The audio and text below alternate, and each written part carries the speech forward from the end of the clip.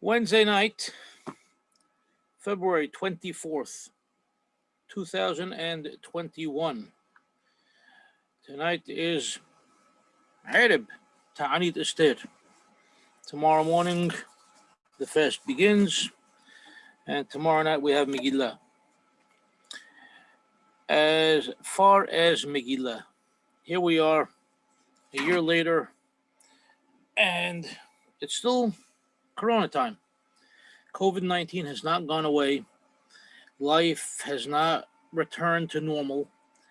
And we have to realize, how do we function in a world where Corona is the norm? And a major issue that came up beginning last year, Pesach, and never went away, is the issue of Zoom. And we've already heard from many rabbis, through emails, texts, letters, classes, audios, videos. Zoom, for the most part, what we hear is you cannot utilize Zoom to fulfill your obligation of Megillah. In fact, the overall sentiment, at least in this community, from what I've heard, is that most rabbis are saying that if you want to utilize Zoom, you can only utilize it if you have a kosher Megillah scroll, Megillat Esther Keshera, and you read along with the person, that's reading, let's say in the knis, in the synagogue, in the Bet Knesset, and they have a Zoom feed, a live feed, and you're just not just following along, but reading along. And that way you can fulfill your obligation. So if that's the case, what do you need the other side for? If you have the kosher scroll in your hand, read it. You can just put on a tape recorder, and listen to the words and read along.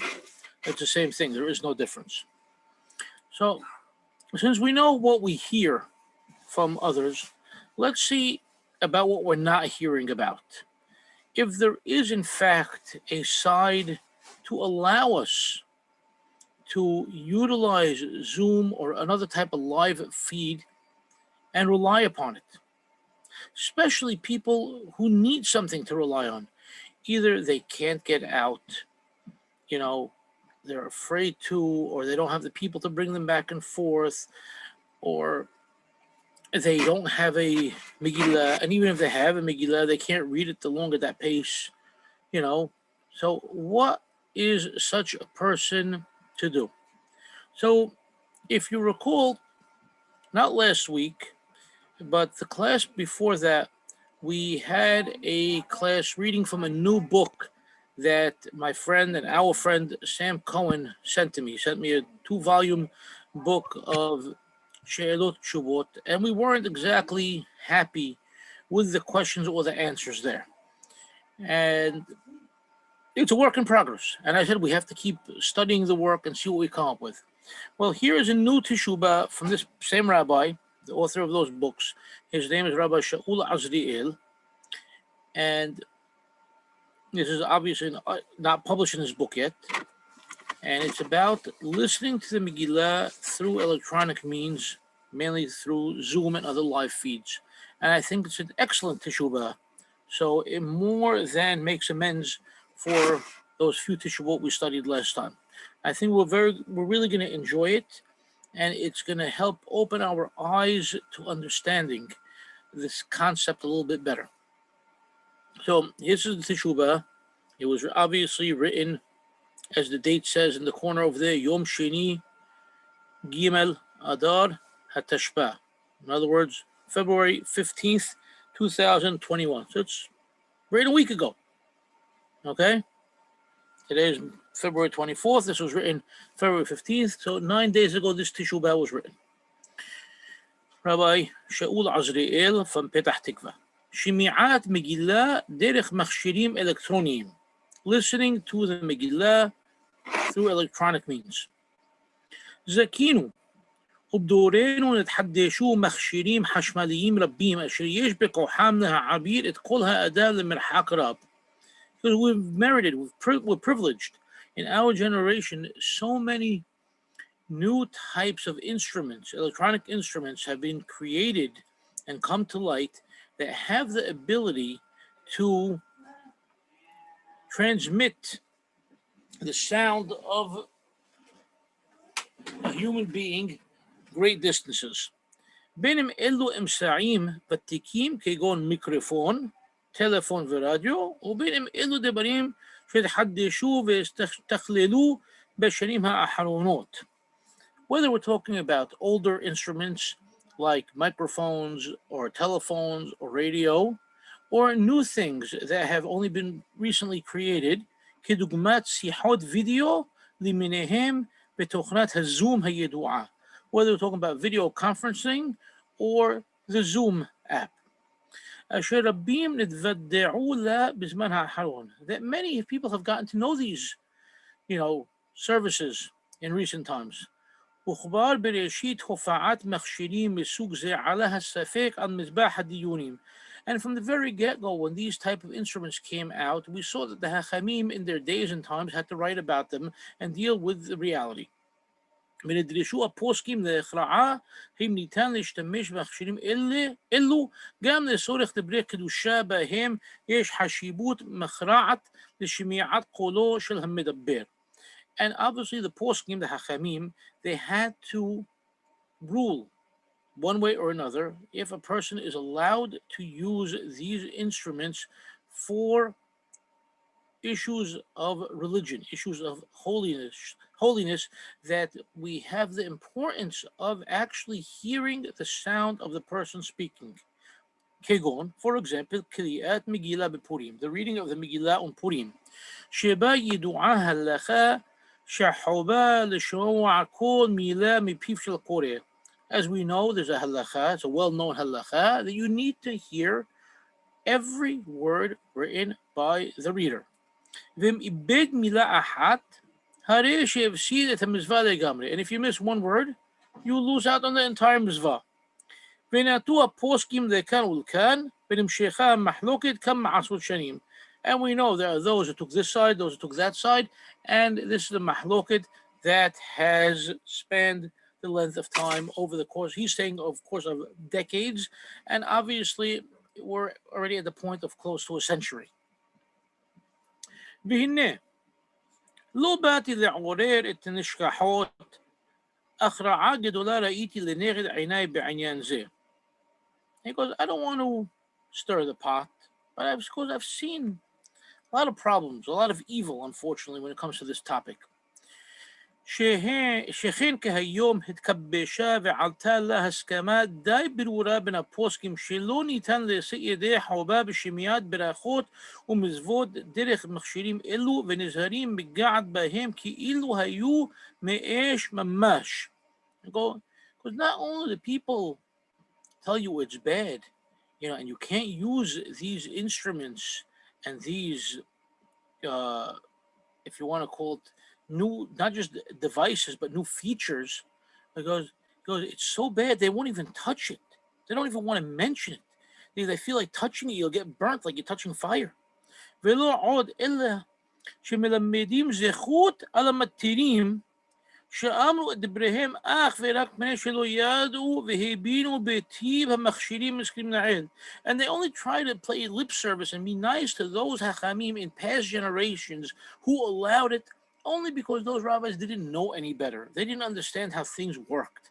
So we don't want to put down the particular rabbi, but really, we'll say it's okay. It was okay for them because they didn't understand. But now that we're in a different time and we know so much more and so much better, that being the case, we know it's really asur, and we can't say that's mutar like they did, when they did at the time. אך אם היו מסבירים להם כראוי, בוודאי שהיו חוזרים בהם מהוראתם הפגומה להורות כדברי האוסלים. And if these rabbis were alive and around nowadays, and we explained to them properly, what the instrument is and how it works, they would once and for all retract their blemished Pesach, their blemished rulings, and they would rule like all the rabbis who say it's asur. והנה כל מעיין ישר בדברי המתירים יווכח לדעת מיד שטענה זו כלפיהם אינה הוגנת ואינה נכונה בפירוש. Now the rabbi over here is telling you, obviously, if you go and study the words of these hachamim and you see their approach and how they break down the issue al pi halacha, you obviously once and for all understand that that's not the case whatsoever. ואדרבה, אם באנו לדון בפרטי הדברים דווקא סברת האוסרים, היא זו שעומד על בסיס רעו ורעה. What does he tell you over here, Rabbi Azriel? He's telling you, if we come now and study the words of these hachamim, we'll see they were good. And if we come and see and study the words of the modern rabbis who say it's asur, we'll see these rabbis are the ones that are relying upon a faulty foundation. And they're the ones that are shaking and going to fall apart and break. ומיות שדעת רבותיי אינה מסכמת לכת האוסרים, because since the opinion of my rabbis does not agree with those who say it's asur, והם אינם בין החיים, על מנת שיוכלו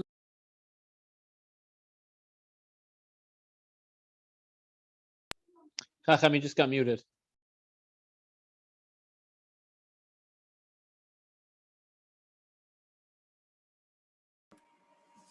Sorry about that. I was muting Jason. Sorry. No problem. And so the current rabbis that say it's asur, they're the ones that are resting upon a faulty foundation that's ready to come down, and crumble and fall and break. And since my rabbis are not from those rabbis that says asur, my rabbis are the rabbis that says mutar, but my rabbis, unfortunately, are no longer among the living. They have already passed on, and they can't defend themselves. And they cannot explain their position to make it clear what their position is and why their position is right. I told myself I have to be their mouthpiece. He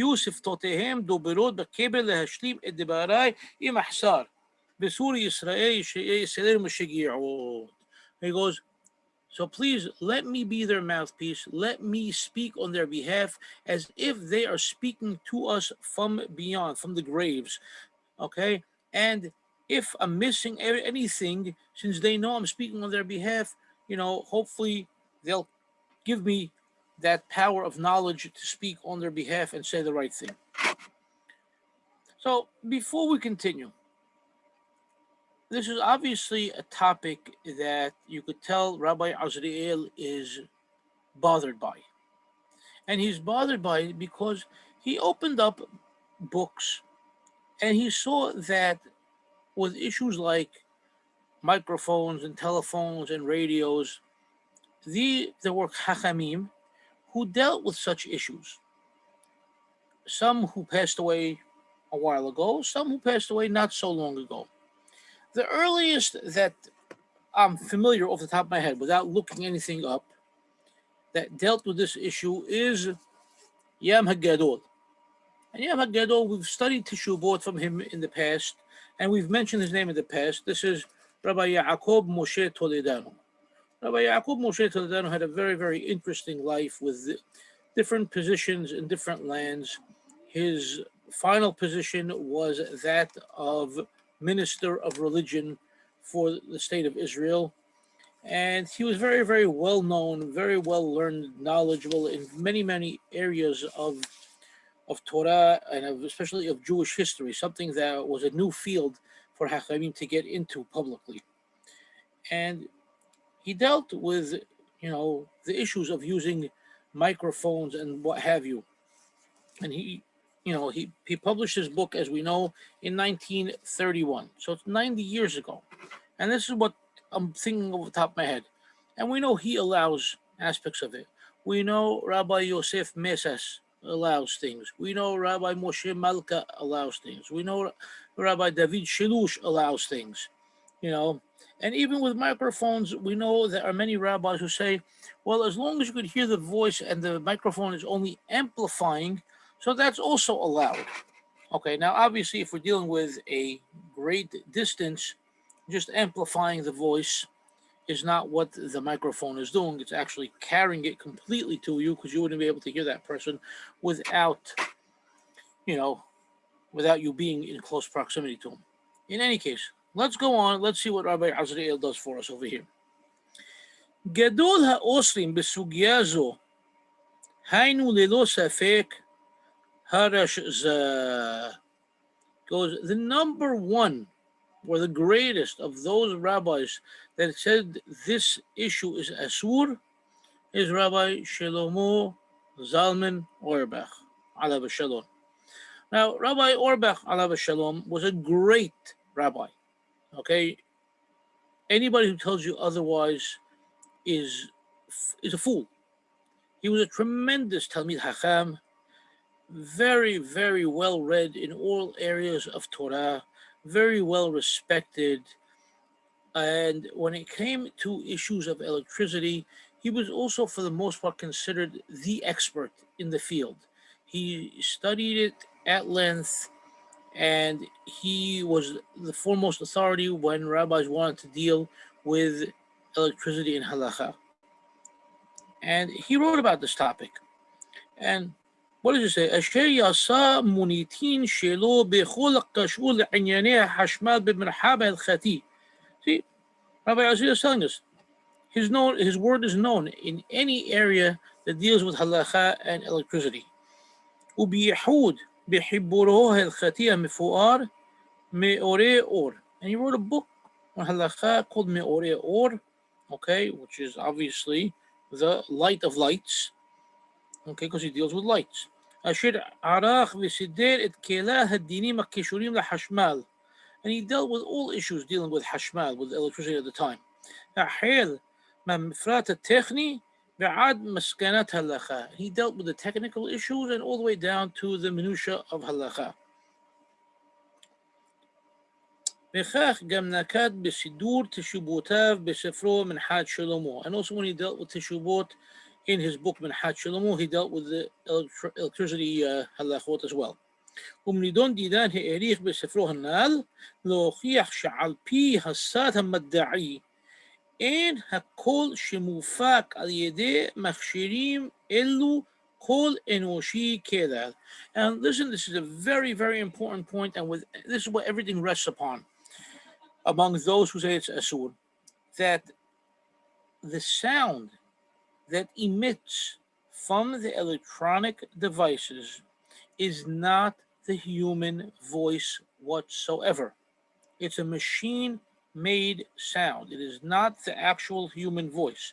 Basically, what happens is you will speak into a microphone, okay? It carries the voice waves along the wires.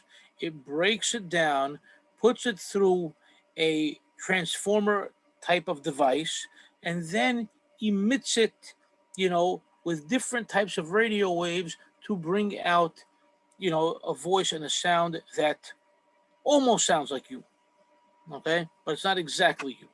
This is, again, I'm giving you in a nutshell what is the thinking.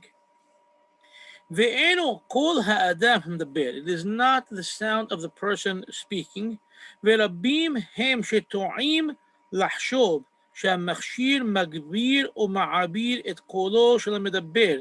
And he goes, unfortunately, there are many people that make the mistake of thinking that these machines either raise the sound of the speaker or just transfer the sound of the speaker. אך אינו נכון, but this is incorrect. אלא המכשיר מתרגם את כל האדם המדבר לתוכו לזרמים חשמליים. Rather, what the machine does, it translates the sound of the human being who's speaking into it into electronic waves. וכל מכשיר לפי סוגו מעביר אותם לנקודת קצה שם הם מתורגמים לקול. As I said before, each type of machine, depending on what kind of machine it is, transfers these sound waves to different types of sound bites. From there, it gets retranslated into a voice. ולכן, מכיוון שאין זה קול האדם עצמו, so now since this is no longer the actual sound of the person speaking, אלא קול מכונה, rather a mechanical sound, אי אפשר לשאת ידי חובה במצוות הטעונות שמיעה. It is impossible to fulfill the obligation of any mitzvah that needs to be heard. בקול המופק על ידי מכשירים מסוג זה. By any sort of machine that alters voices. וכן אימצו את סברתו חכמים מפורסמים רבים. And many famous rabbis lifted and took up the banner of what Rabbi Auerbach has taught and preached and taught and ruled. Among them, Harab Ovadia Yosef Alav Shalom. Among them, Chacham Ovadia Yosef, בספרו יחווה דעת, חלק ג' סימן נ"ד ועוד. He tells you just one source, but we know for a fact that Chacham Ovadia Yosef quotes Rabbi Auerbach numerous times in so many different books. וזוהי הנחת היסוד המרכזית של האוסרים.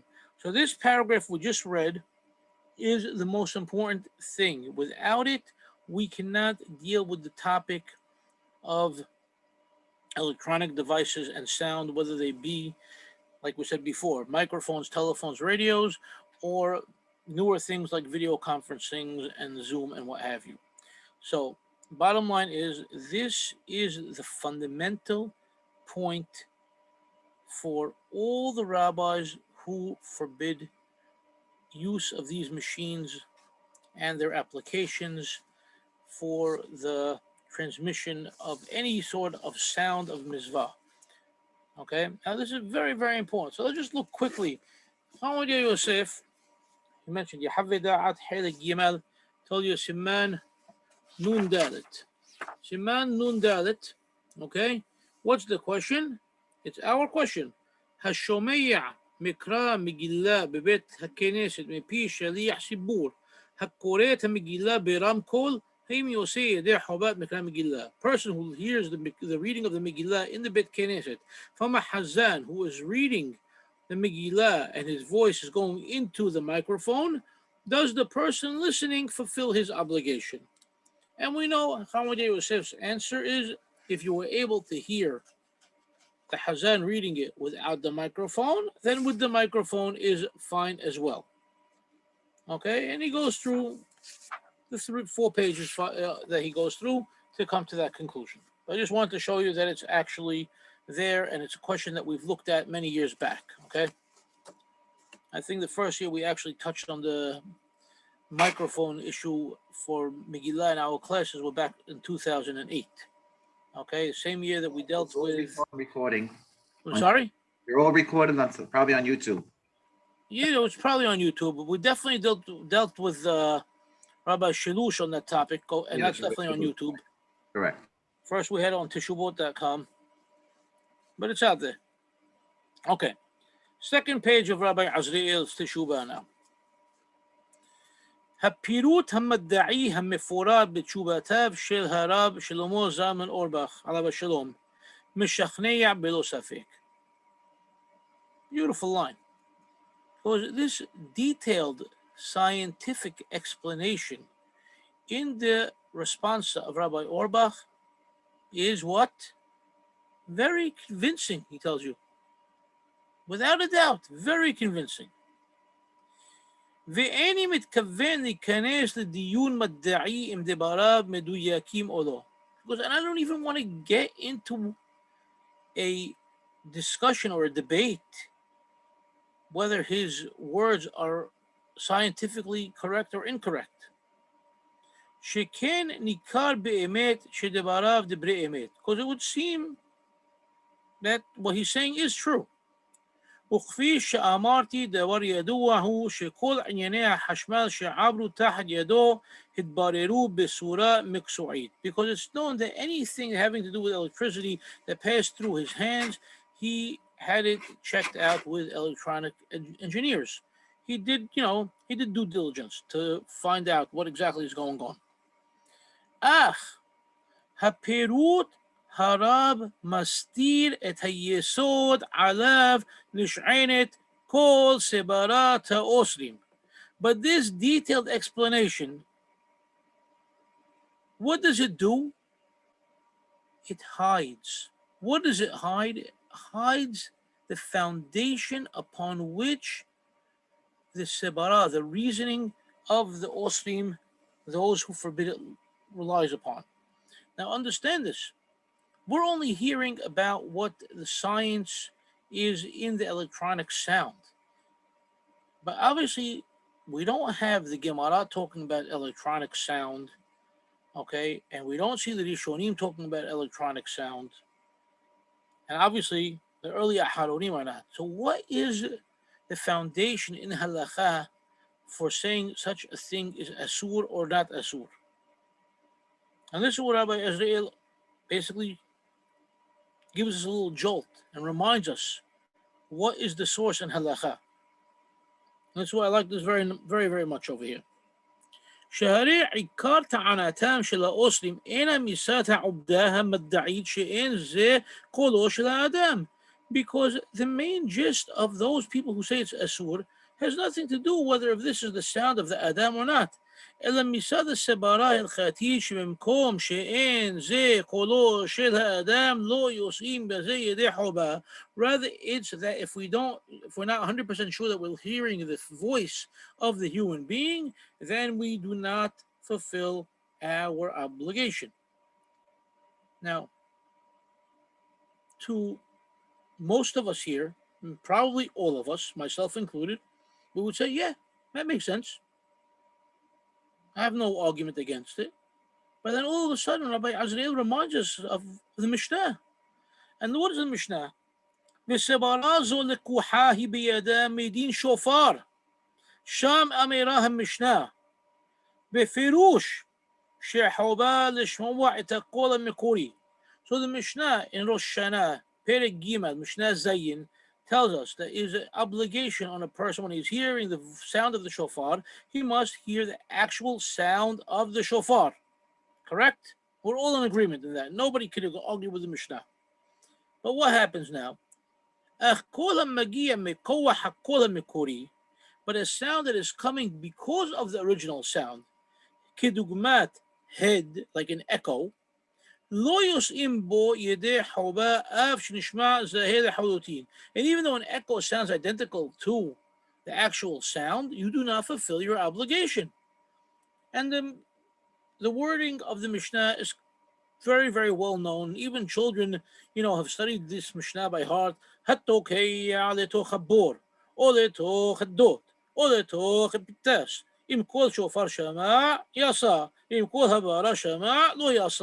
Very, very famous Mishnah. If a person took a shofar and blew it into a hole, into a pit, into a cave, into whatever it may be, okay, and now you heard that sound, okay, you did not fulfill your obligation, okay, unless you actually heard the sound of the shofar. But if you heard this echo, reverb sound, you did not fulfill your obligation. The Mishnah is crystal clear. So now we think, very good. So what's the problem? והנה אף נאמר שהקול המופק על ידי המכשור הנזכרת לעיל היינו בגדר הד, טענה שכרגע איני חפץ לדון בה, מהיכא תיתילן להשוות קול שופר לקול של מגילה וקדושה וקדיש וברכו וכיוצא בזה. הלא אין אף רמז קל שבכללים שבדברי חז"ל שמשווים בין הדינים שנאמרו בשופר לשאר דינים הקשורים בשמיעה. So what? Where does it tell me, any place over here, when I'm learning about shofar, that the sound of the shofar has any relevance to any sound of anything else, whether it is a Megillah or a Hazan or Kaddish or Kedusha or Amen or anything whatsoever? Shofar is a shofar.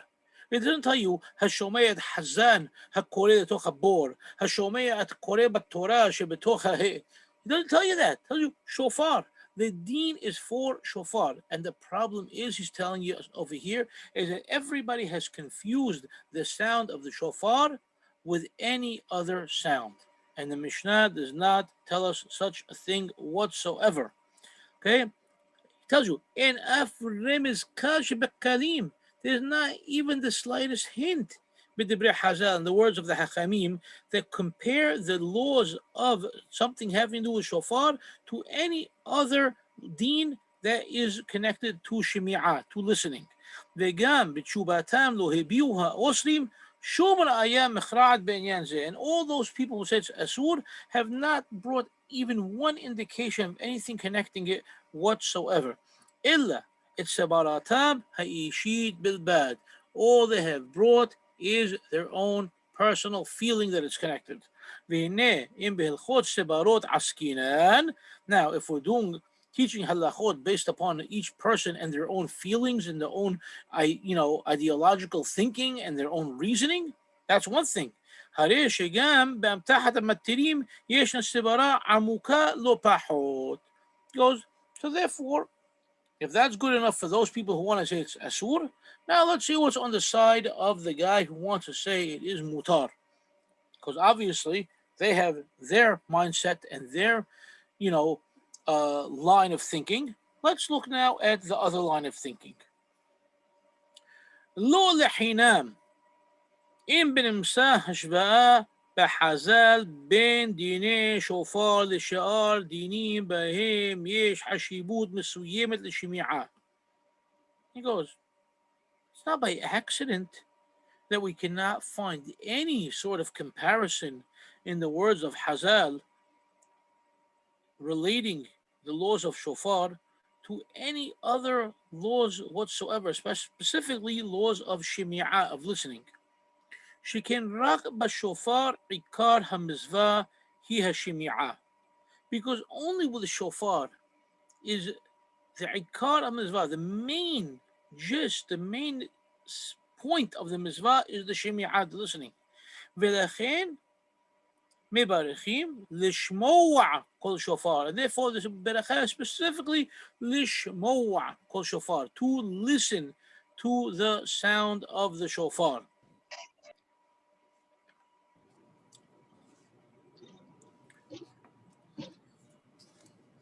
מה שאין כן בשאר המצוות השמיעה אין העיקר אלא תוסר נלווה לאמירה או למעשה שהם העיקר. With every other mitzvah, what's the main thing? Not the listening. Rather, listening comes by chance of the main thing, and the main thing being either amira, saying, or ma'aseh, doing. And with that saying and with that doing comes shemi'ah as well. But we don't have l'shmu'a kol shofar, l'shmu'a Megillah. We have al-mikra Megillah, upon the reading of the Megillah. Right? B'chavar amad bazeh Rabbeinu Aboudirham. Now, Aboudirham, we know, Ribbi David Aboudirham from Toledo, Spain, approximately the year 1200 or so. One of the greatest transmitters of the oral tradition as it was actually going on in Spain, and it's carried on, and his book, is famous till today. It's not Shulchan Aruch, it's not Rambam, it's Aboudirham. It's just, it's a one-volume book, no amazing Hiddushim, but it's a true transmittal of the heritage. And it is carried on and is read by Jews throughout the world for the last 800 years. So obviously there's something importance to it. And he writes in Dinei Purim, והטעם שאין מברכים לשמוע מקרא מגילה, okay, we don't make a ברכה לשמוע מקרא מגילה, כמו לשמוע קול שופר,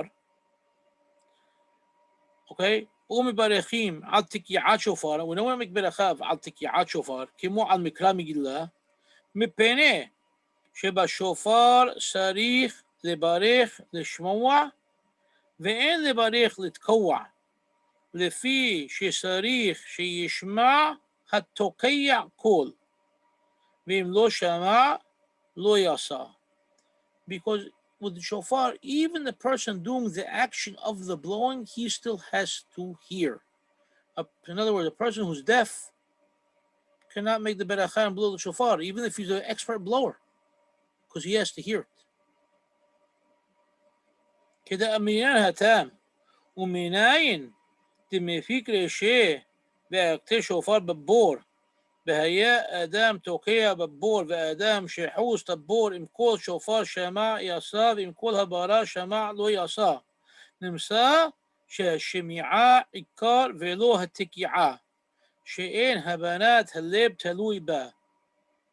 Because then what would be the difference? If it just had to do with the blowing, then we don't care if the guy outside the pit, okay, let's say the guy on regular flat land hears somebody blowing, but you're not sure now if it's actual sound of shofar or the sound of the echo within the pit. It's not good enough because the ikar of the mizvah is the tikiyah and the shmowa kol shofar. You have that listening of the actual sound, the shmowa, to hear kol shofar, the sound of the shofar, not a sound that is coming that sounds like shofar, but the actual shofar itself.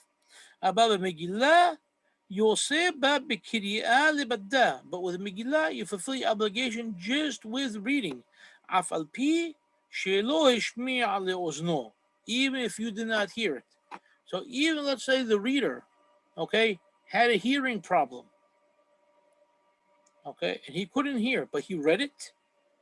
The people here listening to it fulfill the obligation in that sense. Kidi'ita berachot nimsa shakiri'a ikar shahabanat halib talui ba below shimi'a kikiri'at shema. Okay, or rather, I'm sorry, shimi'a kikol shofar. Excuse me. Halib talui ba below shimi'a kikol shofar.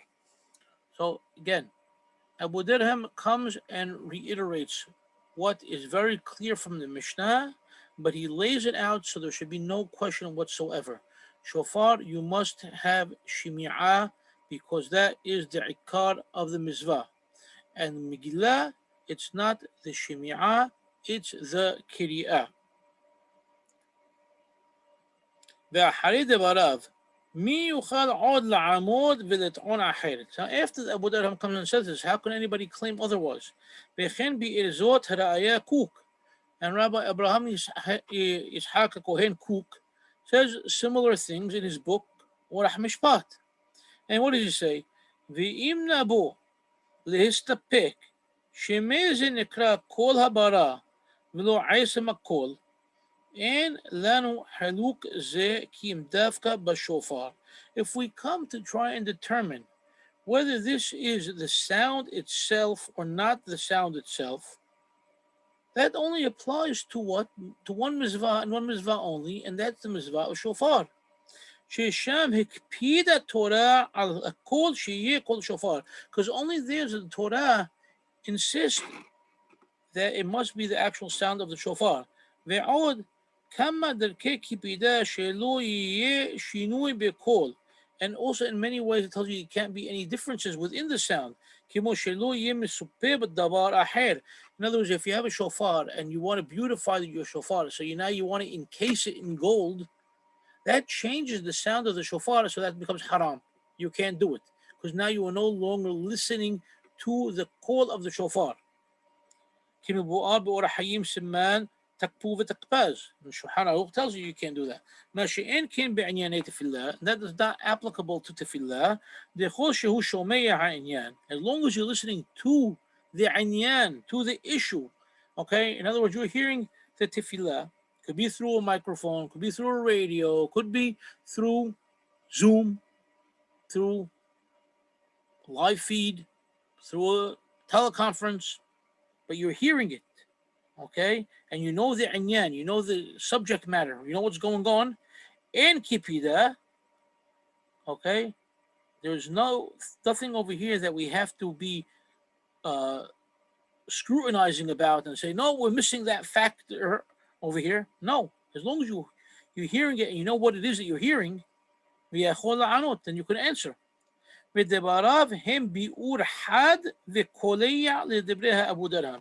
So Rabbi Azriel is telling us that this line of Rabbi Kook in his book Orach Mishpat boils down into a pirush on the Abu Darham. And he is basically encapsulating the idea of the Aboudirham in different words for us to understand. Now, Rabbi Azriel continues. Hakamim Morocco shtiblu b'sugya zo. You have to understand, Rabbi Azriel, like others, they want to show, oh, the Moroccan rabbis, have their own way, different than the Iraqi rabbis, different than the Sephardic rabbis. Well, they make too many distinctions, and they want to constantly group rabbis based upon country. And it's really not like that. It's based upon a mindset. And the Sephardi Hachamim didn't make a difference if they were in Morocco or in Turkey. They had the same mindset. But I guess there's a sense of certain Moroccan pride, and they want to finally look for them, for their own and get, their people to, to take pride and to connect with the Hachamim and with their minhagim or their halachot, if you will. So he tells you, Hachmei Morocco should biru b'sugya, the rabbis who spoke about this, al kol givaneha shonim, based upon all the different aspects, ben im ze al Megillah, or al inyan kedusha v'kaddish, whether they spoke about Megillah or kedusha or kaddish, himshichu et kav mahshabato shel Aboudirham. They continued that path, that train of thought of Aboudirham, shlema'it shofar, excluding shofar, שבו באמת יש כיבידה על הופעת הקול בצורה היותר טבעית שלו, that really over there we have to be super careful that we hear it, the sound of shofar in its most natural state. בשאר המצוות והברכות אין זה משנה כלל ועיקר. With other מצוות and other ברכות, it does not make a difference whatsoever. יהיה הקול אשר יהיה. Let any sound be the sound. ובלבד שיגיע מכוחו של אדם בר חיובה. But it must come from a person who is also obligated. כן נקט רבינו הגדול רבי רפאל אלקווה. And this was the ruling of Rabbi Rafael Ankawa in his book Kanere'im. וכן רבי יוסף בן נעים בספרו שירית הסון. And Rabbi Yosef ben Naim in his book שירית הסון, וכן מורנו ורבנו רבי יוסף מסס בספרו מים חיים. Rabbi Yosef Mesas and Mayim Hayim Halik Bet.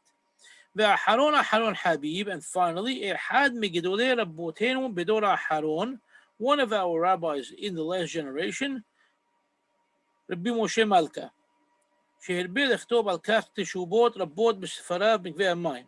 Who wrote many teshubot on this topic in his books בקווי המים. And he has teshubah and Halik Bet, Halik Gimel, Halik Dal, etc. Barucha b'ksara. He has long teshubot, short teshubot. והעלה למעשה שהדבר מותר לכתחילה ואין בזה סד חומרה כלל ועיקר. Because all these things are mutar and there's no reason to be mahmir whatsoever. Now remember, all these rabbis that he's quoting, they all probably spoke about microphones and similar things. Nobody was dealing with Zoom. Zoom didn't exist for any of them. הנה נוכחנו לדעת שסוגיה זו אינה כפי שהיא נהוגה להיות מושגת בדרך כלל. So based upon what Rabbi Azriel has laid out for us, we now see that it's not a blanket asur like they want us to believe. שאין פה באמת מחלוקת מדעית בין מיושנים למתקדמים, because this is not a scientific argument based upon old science and new science, or understanding technology and not understanding technology, okay? Or people who have intellect and not intellect. אלא מחלוקת סברות עמוקה בנוגע לתפיסה הלכתית של כל בהגדרת חז"ל. This is a מחלוקת regarding what is kol, what is sound within the framework of halacha, within the framework of Hazal. ולא יפה עשו אלא המשיגים את המתירים כיבורים בדיני חשמל. And it's not nice what these newer rabbis come along and say, oh, those old rabbis, they really didn't know anything. Basically, they're belittling the old-time rabbis because it's not nice. It has nothing to do with electricity. The argument here is nothing to do with technology. Okay? שכפי האמור לעיל, סברתם עמוקה מני ים. You see, they have deep sabara that goes into the depths of the oceans. ועושה בתוכה השלכות על סוגיות רבות, and it has ramifications on many סוגיות. ואינה נופלת Sebarata Osli, and it's no less than any sebara of those who say it's asur. It's and he goes. Rabbi Azriel is saying to me, it's their reasoning which is faulty because they want to compare the sound of shofar to the sound of a man reading, and that doesn't have any balance in or any force or any stance in the words of Ahachamim. And there's not enough information to say that using these electronic means to hear the Megillah would be asur whatsoever. Okay, and then he gives you a sikum, and we know the sikum because we said the whole thing that we said. So obviously, if this would be something that would be mutar, if you're using a microphone, then it would be mutar all the more so if you're using something like Zoom or a live teleconference or something of the sort. Now, I'm not telling you, I'm coming here to tell you that, yeah, this is asur or this is mutar or we shouldn't be listening to rabbis telling you asur. I'm telling you that we have to open our minds. We have to understand. I spoke to a rabbi today. I'm not going to tell you who he was or where he was. I asked him, I go, I know you say this is asur. Using Zoom is asur. I know that you've never said that a microphone is asur. He goes, no, for the microphone, I rely upon Chawad Yosef, that, as long as people would have heard me without it, I'm just, helping enhance the sound. I go, so why do you say the Zoom is asur? He goes, I really don't know why I said Zoom is asur. I know I say Zoom is asur because Chawad Yosef, his sons say Zoom is asur. So I just want to toe the line. I don't want to, buck what's going on. I don't want people to come and attack me. He goes, I've never looked into the topic whatsoever. So I don't know why I'm saying it's asur. He goes, but it's safer to say asur. I go, it's safer to say asur because you don't know. He goes, yes, because I didn't have a chance to look into it yet. He goes, until I look into it, I can't tell you if it's asur or mutar. I go, and off the top of your head, do you think it would possibly be mutar? He goes, there's a very good chance it's mutar, but I can't say until I study the topic. So that being said, and now just looking at one teshoubah, we automatically need to think about Zoom differently. But again, this is Zoom regarding Megillah. Megillah, halakha doesn't dictate that you need a minyan for Megillah. You could be by yourself, Megillah. It could be one person, two, three, four, whatever it may be. For Zoom, for a minyan is a different issue, and we've brought it up before, and it's still something that needs to be studied. But I think Zoom is here to stay. People praying differently is here to stay. Hearing the Megillah differently than in the past is here to stay. I don't think these things are changing or going away that quickly. If it's been here for a year, it's going to go on longer and for different reasons, possibly. Now, before we continue, I want to get some feedback from you guys. I have another teshoubah to read on the topic, which will jump around a little bit in it. I'll send it to you in a minute. But keep in mind, when we did the teshoubah of Chacham David Shelush on the issue of microphones for Megillah, he allowed microphones. And he allowed microphones not the same way that Chawad Yosef allowed microphones. Rather, he allowed microphone, period. No question about it whatsoever. And if I recall correctly, and I didn't have a chance to look this up, I'm going to do it right now with you before I take some questions. I believe he allowed it based upon this same issue that we read from the Aboudirham, that the sound of shofar is different than the sound of a human being. So here we are. Over here, does he bring us the Aboudirham? All right, I'm going to look for this. I'm pretty sure it was here in the Aboudirham. He brings us that. He brings us that. Yes, he does. He brings the whole thing about shofar. He brings the Aboudirham. He brings everything. In the end, he allows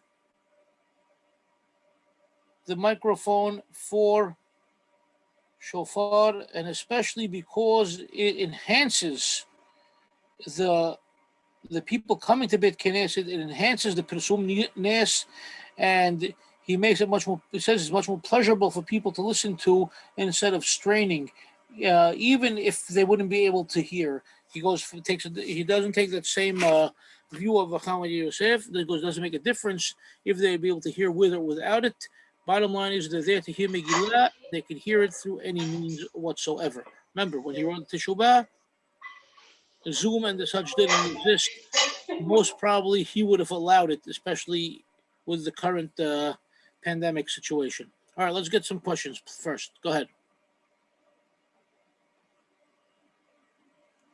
Anybody? Well, I mean, in terms of the question, I think you probably have to analyze the technology, no? Let me just put it on camera.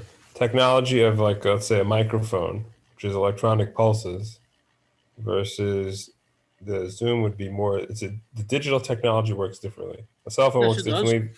Cell phone works differently than a regular analog telephone. Absolutely.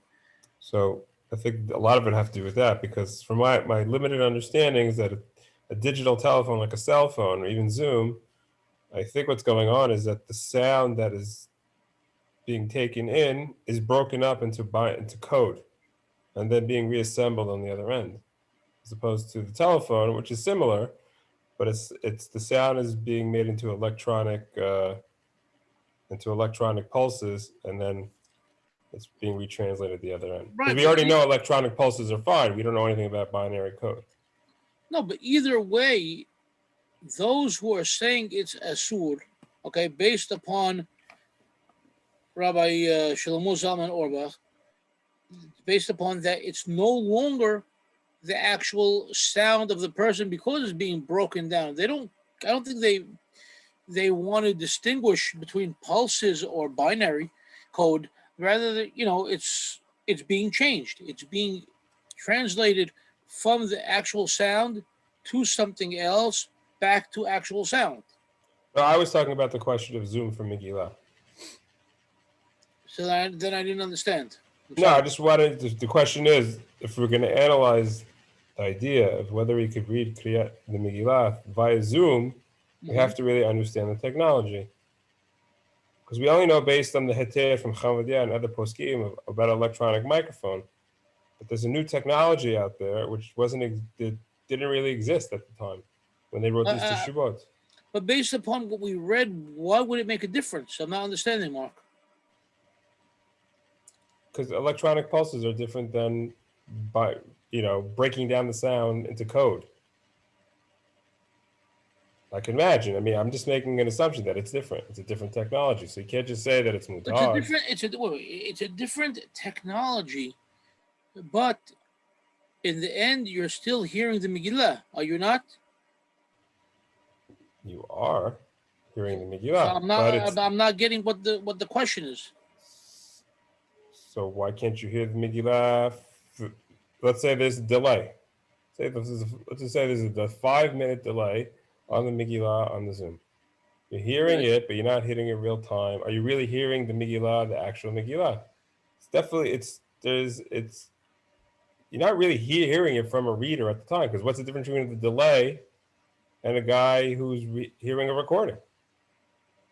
So you're saying there is such a lag that it's no longer live. It's definitely not completely live. It definitely is a lag. But Okay, I'm just so saying right the now, technology is different. Right now, we're having this conference. We're speaking. How much of a lag do you think is here? Second? 2 seconds? There's a second or two, yes. Okay. And on an analog phone, there was much, much clearer, much faster than is on these digital phones. Uh-huh. And on a microphone is, you're right there, so you're hearing it. I mean, didn't they have like these, even Chamadyah's time, didn't they have these, they projected like shiurim on TVs? Didn't they have that years ago, 20, 25 years ago even? Didn't have this type of technology then? No, Chama Yosef had what was called the Lavian. The Lavian was satellite transmission, where he would give his, his class let's say, Saturday night in the Yazdim synagogue, and they would broadcast it via satellite around the world. Was it live? Was it live? You tell me if it was live. If it's at the same No, time. I'm just surprised he didn't use the question. He didn't address the question on this satellite hookup. The same thing as a Zoom. So I haven't seen it written, but I haven't gone through all of Chacham Yosef's modern works. But supposedly, in one of his later works, he did talk about saying Silihot together with, let's say you're in America, okay? To say Silihot together with a satellite Silihot, live satellite transmission from Israel, which already now time of day where you could say Silihot, to let's say America where it's still, too early or too late to say Silihot. Can you or can you not? So since you're joining a live satellite transmission, it's okay to do it, and you could say it at the same time with them. I haven't read this teshoubah, but I've heard about it from Israelis who have read it. He also allows saying the Yud Gimel Midot together with them, but I think that what Mark is saying about the disassembling. One second, Jason. 1 second. Why do you need them to say Yag Midot? I think the classic teaching, although I could tell by the way you're asking, I'm probably wrong. But not that you're probably wrong. The classic teaching is that to say Yud Gimel Midot without Ta'amim. You know how, like they say, when you're by yourself, the way you're supposed to say Yud Gimel Midot is with Ta'amim, like you're reading it from Sefer Torah. Okay. But you're not supposed. You can even answer, I think, to Kaddish when you're with the minyan for Selichot. I haven't looked at this in a long time, but okay, no I did look at I just wanted to understand what you're trying to say. I wasn't trying to imply anything. So back to what Mark was saying with the disassemblage and reassemblage, I don't think the rabbi in his teshoubah is bothered by that. I think he's saying, look, the inyan of reading is reading the story, understanding, and it's live, and the originator of the reader, whether his voice is disassembled and reassembled, is the reading of the Megillah, the inyan of the meaning of the day, and whether it's disassembled and reassembled in a wire and recreated in a speaker, or whether it's via numeric code. I don't think he's bothered by it at all. I agree with what you're saying. I just don't know you can assume that. If the technology is so different, I don't know if you can assume that. Yeah, but just one more point. Yeah. If all these hachamim, they wrote the teshuvot on the microphone and hearing it that way, and they went into the technology to see what it is, if they did that, I think you have to do the same way with a newer technology. That's always the style of the Sephardic hachamim. So why should we assume that it's just mutar to do it via Zoom? So excuse me, I know Barry wants to say something. So before Barry says, they didn't look into it, though. That's the thing, Mark. They did not look into how the microphone works or not.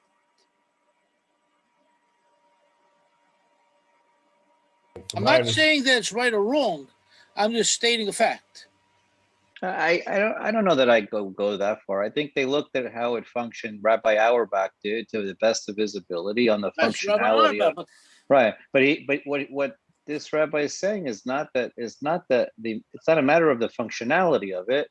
It's a matter of, we're assuming that Rabbi Auerbach from soup to nuts is hitting the inyan of the day and the issue of the Megillah reading, and his point is, yes, the microphone might work that way, but the inyan is not how the microphone works. Is the originator of the reader who's obligated to read, whether his voice is disassembled and reassembled, sufficient enough? He's questioning that aspect, which predates the the microphone issue.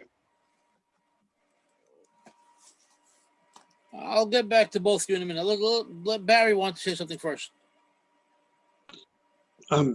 Basically, I'm echoing what Jason is saying, I think, because if the issue of the microphone, if the microphone 20 years ago or whenever was digital, would the rabbis have made any distinction and said, oh, it's digital and we understand how it works digitally?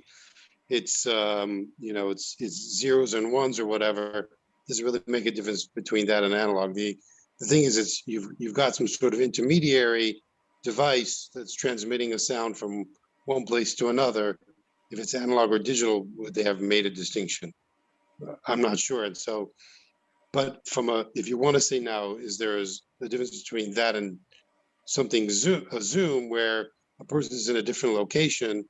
Then I could say, well, that might be an issue at play, but the technology in terms of the way that sound is transmitted, I wouldn't think would be the issue. So you seem to be honing in on the concept of whether you're within the location or not. Or am I misunderstanding you? Well, you kind of brought it up in the beginning. I mean, I don't know if it's a real issue, but I'm just saying if there were any issues, I could see that being more than any sort of technology issue. Mm-hmm. Of transmitting the sound. But they spoke about telephones. Remember, we're talking about landlines. Yeah. Okay. That's. And they were just talking about, let's say you heard Megillah by telephone, for example. Mm-hmm. I don't know. That would be okay? Would that be okay? That is a question that was dealt with. I'm not telling you it would be okay or not be okay. I'm telling you that let's find the actual question. Yam HaGadol, I believe he dealt with microphones and radio and telephone, if I'm not mistaken.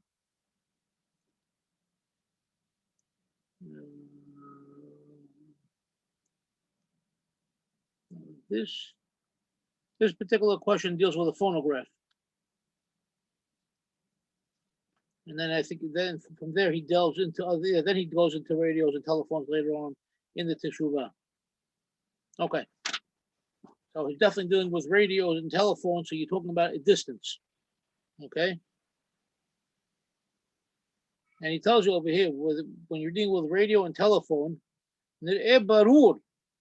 דאם המשמיע מתכוון לברכה והוציא ידי חובה כל השומע לו, יעשו השומעים ידי חובתם אף בתקיעת שופר ומגילה וכל שכן במצוות אחרות התלויות בקול בדיבור. דאין ריחוק המקום מעכב, because distance makes no difference. כיוון דהקול נשמע היטב, because you're hearing the voice well. ונקרא כוחו דמשמיע, וכמבואר היטב מכל מה שכתבתי. So without reading his whole few pages beforehand, he seems to go into the fact that distance has no bearing whatsoever. And radio and telephone are both fine for fulfilling obligations if the people on both sides, that is their kavanah. Good. Okay. I have I don't know, I guess it's two separate issues. I remember learning when I learned about this, maybe I'm mixing up, which is a story where you're hearing the voice, but you might hear the echo from the mountain. Is that shofar or is that Megillah? Does anyone know what I'm talking about? Shofar, we just read it. From the cave or the board. I came late. I'm sorry. You addressed it. The second point is because this year is a b'diavad situation where some people are going to be home and scared and are vulnerable. Even if it's not the preferred way necessarily, can you rely on this opinion? It's a different question than what we've been talking. He's talking about just doing it stam, but it sounds like this year it would be mutar for the person who's unable to go you have a what to rely on.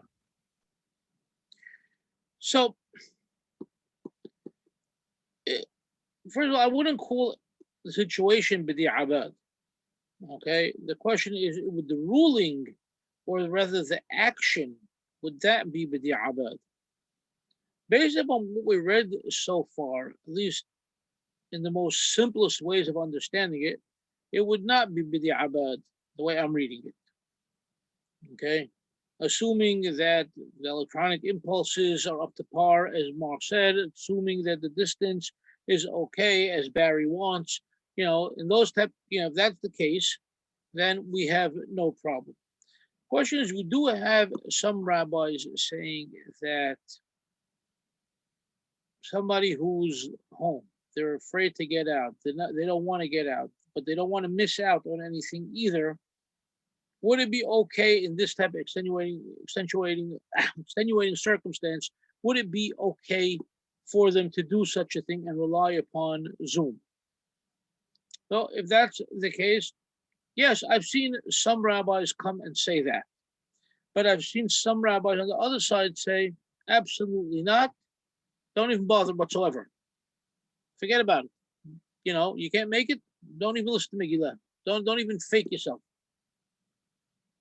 So we're seeing the opinions and the responses and the ideologies run the gamut, from those that want to disallow everything to those who want to allow everything, and to those who all different types of, mindsets in between. I don't have an answer. Let's put it this way. Like I said, I think before you came to the class tonight, Jason, this now applies to more than one community rabbi. There are a number of rabbis in the community that I spoke to whose position is get a kosher scroll and follow along with a live Zoom from whatever synagogue you would normally go to, but don't just follow along, read it along. That way, you're actually reading from the kosher scroll because you don't know all the words and all the tools and what have you, and listening to the Zoom that you're listening to, that will help you along to read it properly. I questioned one of these rabbis, and what's the difference between what you're telling to do and them putting on, a pre-recorded tape or whatever recording. It's the same thing. Just makes them feel good by hearing the word Zoom. They think that we're allowing it, even though we're not. So I don't have an answer for you in that sense. I can't tell you one is b'di'abad, one's not b'di'abad. I don't think it's b'di'abad. I think it's based upon how you understand the halakha and the confines, or rather the guidelines of halakha. And I think based on what we just read, we would have to say that Rabbi Azriel's position is Zoom for Megillah is 100% kasher. Which is a kal vachomer in a b'diavad situation. So if you're in that situation where you're home, you're not going anywhere, you can rely on this position. I'm not going. I don't want to go. You know okay, what? I got it. I got it. Why should I go into Kiddush, which could be a possible super spreader? Okay, because we're going to cram the place up. We're not going to follow the guidelines of whatever percentage, and we're not going to have social distancing because it's impossible to get everybody in. Here we go. I'll stay at home with my family. We're 4 or 5 people, and here we go. We'll listen to the Megillah. I don't have to bother. I got it. But for the guy who's struggling with the decision, because maybe he's not fully 100% convinced, and he says, okay, I'm going to rely. So I'm just saying there's different positions. Right, but I don't know if you could call it b'di'abad scenario. That's all I'm saying. I don't like the terminology. That's all. That's really all I'm trying to say. Okay. Rabbi Kasoli, you've been very quiet tonight. I'm taking it all in. It's very interesting. It's amazing the herd mentality of the Moroccan rabbis, and it's a beautiful thing to see.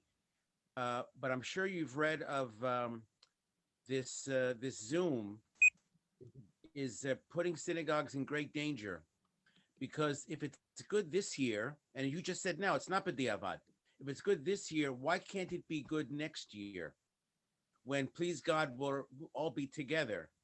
Mhm. Can we do Zoom next year? And is the friendly fire of all this going to be that some synagogues, as they have already, been put out of business? And maybe that's behind some of the rabbis being oser without first looking at it carefully. Interesting position. So obviously that's not something that we're seeing in Brooklyn. Synagogues over here are not going out of business. They may be hurting financially, but they're not going out of business. And most of these pisakim, if you will, are coming out of Israel, and synagogues don't close in Israel, okay, unless the neighborhood changes. That just doesn't happen. And the way things are set up in Israel, the government is dictating, when you're going and when you're not going at this point. So I don't have an answer for you. And as far as is it hurting synagogues? Maybe it is, but it's also possibly bringing a lot of people closer to Judaism and closer to synagogues. People that weren't going before, for whatever reason, whether it's that difficulty with affiliation, difficulty with membership dues, difficulty with distance from where they live or where they choose to live. Now they can live anywhere and join any synagogue that they identify with. So maybe in that case, there is much more attendance, but via live feed. I don't know. I think, somebody would have to do a study on such a thing. I don't have an answer to any of your questions. I'm just guessing. One more thing, the bracha lishmoa kol shofar, that is demanding that we hear it directly. If the bracha was not lishmoa kol shofar, would not the Zoom work, just as for Megillah? It would seem so. I don't understand the difference. Either you hear it or you don't. Either you hear the shofar or you don't hear the shofar. Either you hear either you hear the actual shofar. That's what we're saying. The Mishnah is dictating that one to us. Is it not? I don't hear you. I'm sorry. Because the bracha is lishmoa kol shofar. Well, not necessarily only because of the beracha. The beracha clarifies it for us, but the Mishnah, and we read the Mishnah, I think that's what clarifies it for us, that if we're not actually hearing the sound of the shofar, that automatically changes the stance, and we don't have such a Mishnah dictating a law like that for anything else other than shofar. Right? Hatokeya letoch habor, or letoch hador, or letoch hapitas. Im kol shofar shama yasa, im kol habara shama lo yasa. Once you're hearing a kol habara, you're not hearing the direct sound of the shofar. Rather, you're hearing, whether you want to call it an echo sound, a reverb sound, some other sound that even though it may have originated from the shofar, but it is no longer the direct sound of the shofar. Lo yasa. And the beracha only comes to not only not to clarify it, but to solidify it, I would say. The beracha becomes lishmoa kol shofar. Not litkowa ha-shofar, but lishmoa kol shofar. To listen to the sound of the shofar. Whereas Megillah, al mikra Megillah, upon the reading of the Megillah. I think that definitely comes to show you a great difference between the two things. Otherwise, the lashon of the beracha would be at the very least similar. And over here, it is very different. Okay. On halakha l'ma'aseh, question. A deaf person, are they yotzeh the Megillah reading if they read it for themselves? Yeah. Absolutely. I think that's important with this conversation. No, absolutely. And we alluded to that before, if I'm not mistaken. You did a little bit. Okay. You did it. No, absolutely. A deaf person can read the Megillah for themselves because al mikra, upon the reading of the Megillah, they could read it. They no problem whatsoever over there. And when they read it, they understand the entire story. So yes, yeah, Michael, you have your hand up there. I like that cute little thing. Thank you. Turkish custom, hand up. No, so do you need a Megillah scroll in order to be Yoseh, or following along with any book is fine? Okay, so now we're talking about under what scenario, what circumstance? Via Zoom. So again, based upon the rabbis that are telling you you do not fulfill your obligation with Zoom, so they want you to have a kosher Megillah scroll in hand to read it along so you could actually fulfill your obligation. According to somebody like Rabbi Azriel in this teshoubah, no, you do not need a kosher scroll. You could just listen, or you could follow along in a Chumash or in a Tanakh or a printed pamphlet or whatever it may be. Right, because not everyone has a Megillah at home. No, not everybody does. And I would imagine, if anything, people maybe nowadays have it more than before, but I'm sure, when Rabbi Auerbach was writing and all that, people really didn't have a Megillah at home. Maybe they had a Chumash and that's it.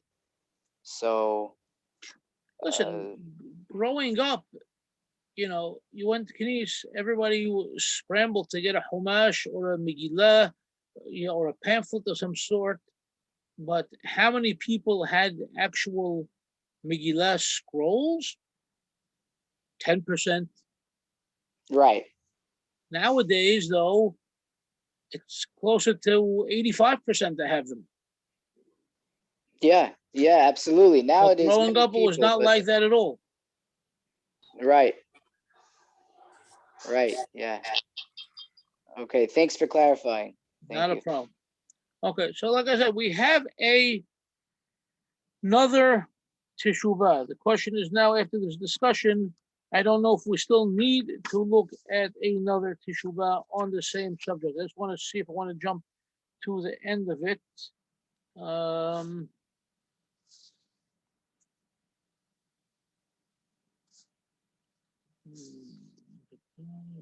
second.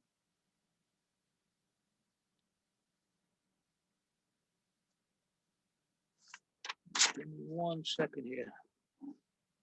Who else do I want to hear from? Joey Batesh, you have your hand up over there also. I just noticed. What's up? I'm good, Joe. You had something to say? Just listening. No, it's answered already. No, it was answered. We discussed it. It was answered. All right. Not a problem. I want to open up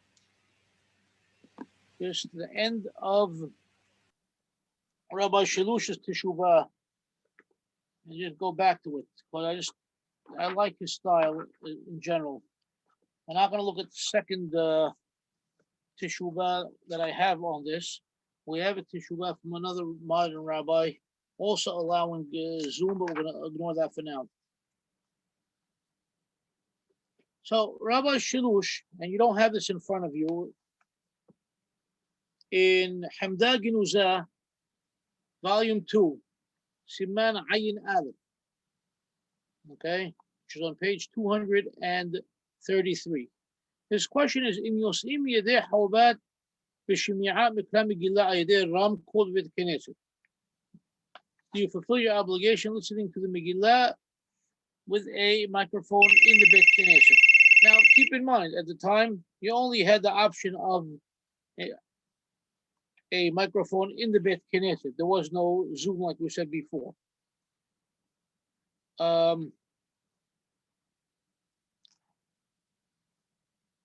And so the last section, basically the last page of the teshoubah, the last column, it tells you, מכל מקום נראה שמותר לשמוע מקרא מגילה על ידי רמקול, מפני שהקול הנשמע על ידי הרמקול הוא קול סלול וברור. See how he refers to it, Michael? Mark, I'm sorry. He refers to the sound of the microphone as being a very clear sound. Velo kol habara. Okay, and it's not a made-up sound. It's not an echoed sound. Shekol habara hu ra'ash v'hamaya. Shein hamilim birurim kemosh katav ha'aruf. Many times when you hear an echoed sound, you don't hear a clear sound. You hear a muffled sound, and the words aren't necessarily clear to you. You can't always make them out. Sometimes you have to strain. והקול הנשמע על ידי הרמקול מחותך ומותאם בדיוק נמרס כמו קול הקורא. But when you hear a person's sound through I'll say a PA system, okay, through the microphone speaker system, okay, you hear every word precisely as if it is coming out of the mouth of the speaker. Vela dame the shofar. And this is not similar to shofar. Shamizvah b'shofar hi hashimi'ah. The mizvah of shofar is shimi'ah, hearing. She'en mebarechim al tikiyat shofar. We do not make the beracha of tikiyat shofar. Ella lishmo'a kol shofar. Rather to hear the shofar, the sound of shofar.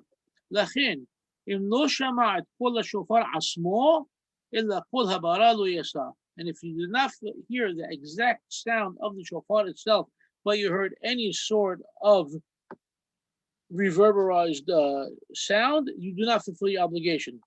Abab Megillah hamizvah hi hakiri'ah. But the Megillah, the mizvah is the kiri'ah, the reading. She'en mebarachin l'shmo'a mikra Megillah. We do not make a baracha l'shmo'a mikra Megillah, to hear the reading of the Megillah, illa al mikra Megillah, upon the reading of the Megillah. Therefore, we are not concerned if we actually hear the exact sound of the reader. But even hearing the sound that is transmitted via the speaker system, the microphone, is okay.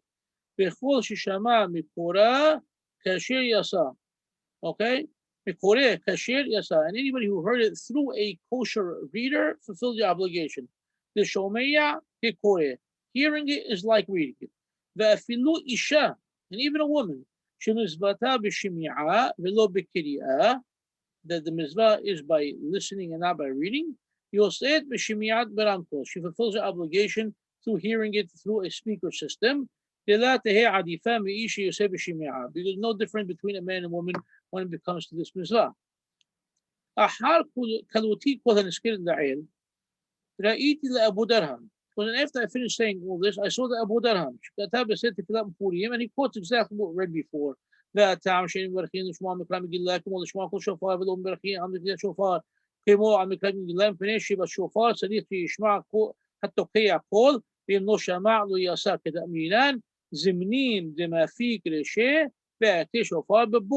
וכן היה אדם תוקע בבור ואדם שיחוס לבור, אם כל השופר שמע יעשה, ואם כל הברה ישמע לא יעשה.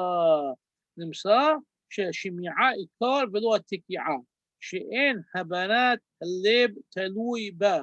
It's not what you could make out with your heart when it comes to the shofar. Okay, rather it has to be the exact sound of the shofar. אבל במגילה יעשה בה בקריאה לבדה. But the Megillah, you fulfill your obligation just with the reading of it. Even if you didn't hear it, what do you call it, directly from the Megillah to your ear.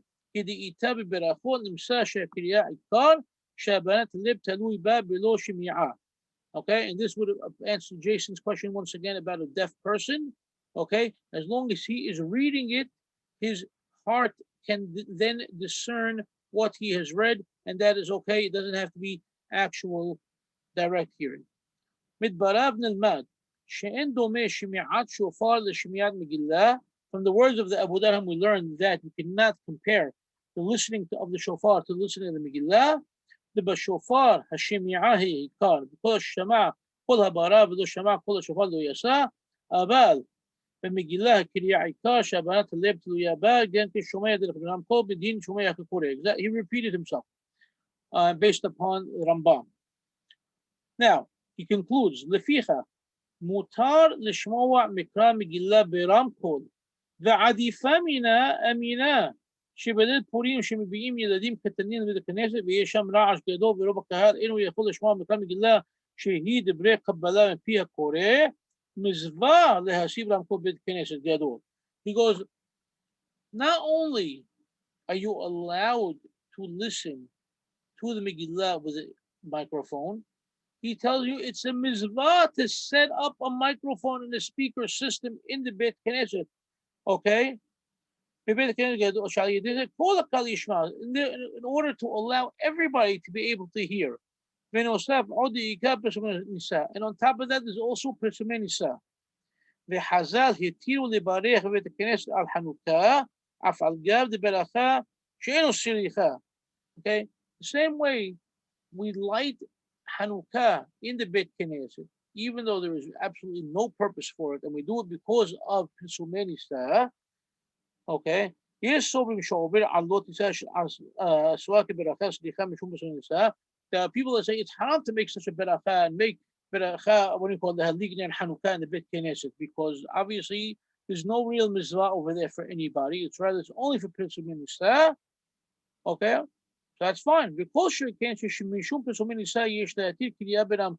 So all the more so over here, where we have a mitzvah of Kiryah, al Mikra Megillah, so the mitzvah is on the Kiryah. So we want people to hear the Kiryah. So set up the Ramkol, set up the microphone system, and make the beracha. And fulfill the obligation. And do not be concerned with those who are mahmir.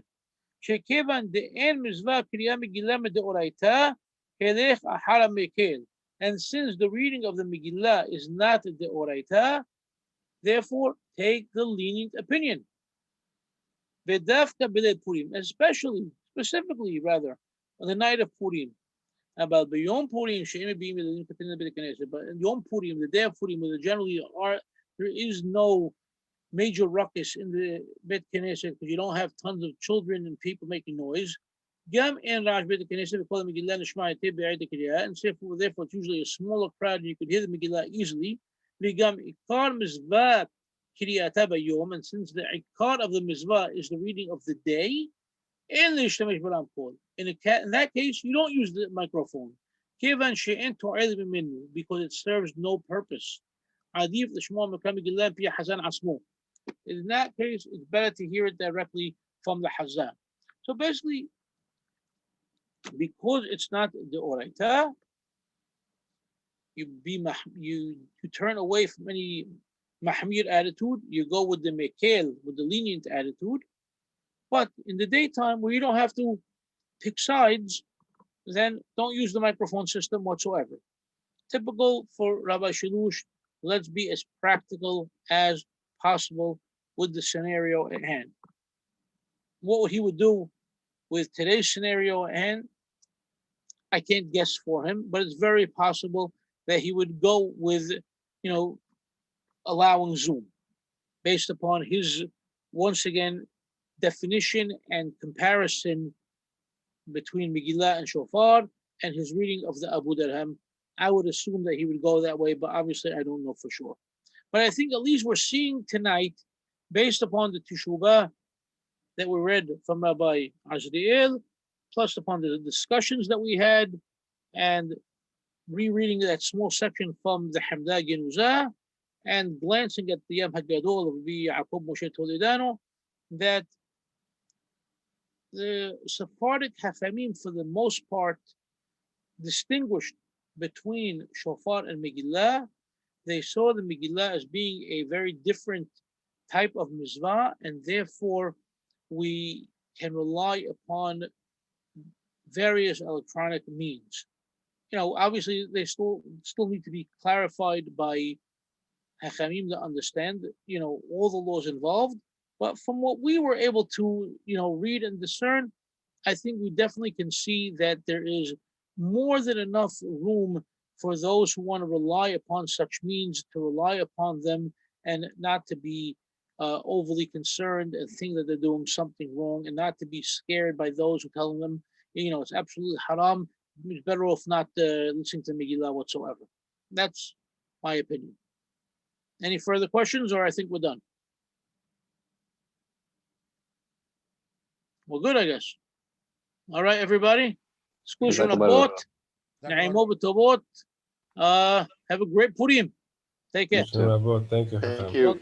Thank Welcome. you. Thank you.